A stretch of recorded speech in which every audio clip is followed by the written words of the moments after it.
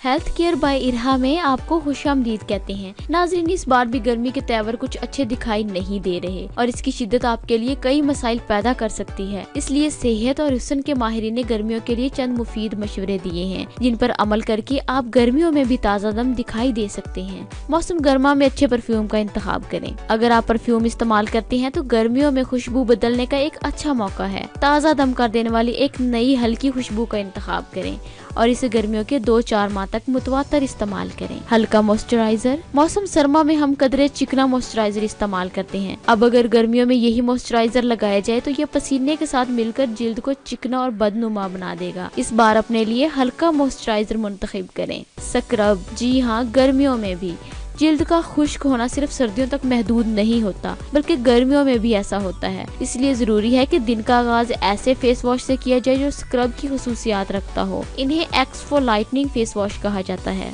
बालों की कटिंग करवाएं। बालों को साफ रखें और इन्हें तुरशवाते रहें, वरना ये मैल, पसीने और चिकनाई की वजह बन जाएंगे। शैम्पू की आदत में तब्दीली। गर्मी में ऐसे शैम्पू का इंतखाब करें जो बालों को साफ रखे और इन्हें गर्मी से घास फूस जैसा बनने से बचा सके। सर्दियों और गर्मियों के शैम्पू में यही फर्क होता है। हेयर स्टाइल मसनूआत को तब्दील करें। गर्मियों के मौसम में अपने बालों पर अंधाधुंध स्टाइलिश अशिया का इस्तेमाल ना करें। हेयर स्टाइल की मसनूआत जितनी कम होगी उतनी ही आप बेहतर दिखाई देंगी। हल्का सा स्प्रे, मैट और हेयर मॉस बेहतर रहेगा।